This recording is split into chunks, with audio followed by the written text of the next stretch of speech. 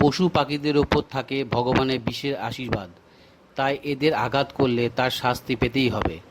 এই ঘটনাই সত্যি হয় লঙ্কেশ্বরের রাবণের ক্ষেত্রে। শিবপুরাণে এই ঘটনায় উল্লেখ পাওয়া যায়। মহাদেবের বাহন নন্দী শুধু তার বাহন নয়, শিবের অতি প্রিয়। নন্দী মহারাজ দেবাদিদেবের একজন পরম ভক্ত।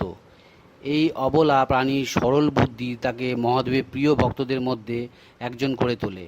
রামায়ণে উল্লেখ আছে যে রাবণ ছিলেন মহাদেবের একজন পরম ভক্ত।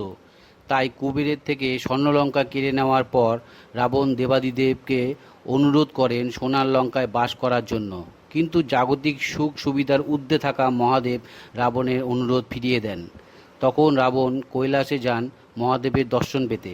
সেই সময় ধ্যানমগ্ন ছিলেন শিব শঙ্কর।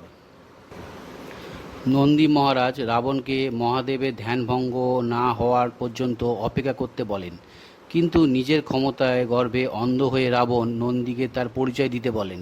নন্দী নিজেকে মহাদেবের শ্রেষ্ঠ ভক্ত হিসাবে পরিচয় দিলে রাবণ তাকে পরিহাস করেন। সম্পূর্ণ মানুষ নয় এমন কারোর সঙ্গে তিনি কথা বলতে চান না বলে জানান রাবণ। নন্দী তখন বলে যে মহাদেবের ভক্ত হওয়ার জন্য মানুষ হওয়ার প্রয়োজন নেই। শিব কখনো তার ভক্তদের মধ্যে কোনো ভেদাভেদ করেন না। আর যে স্বর্ণলঙ্কা নিয়ে রাবণের এত গর্ব, সেই লঙ্কা একদিন পুড়ে ছাই হয়ে যাবে বলে নন্দী অভিশাপ করেন। এরপরে হনুমান যখন তার লেজের আগুনে সোনার লঙ্কা পুড়িয়ে দেন, তখন এই অভিশাপ সত্যি বলে প্রমাণিত হয়।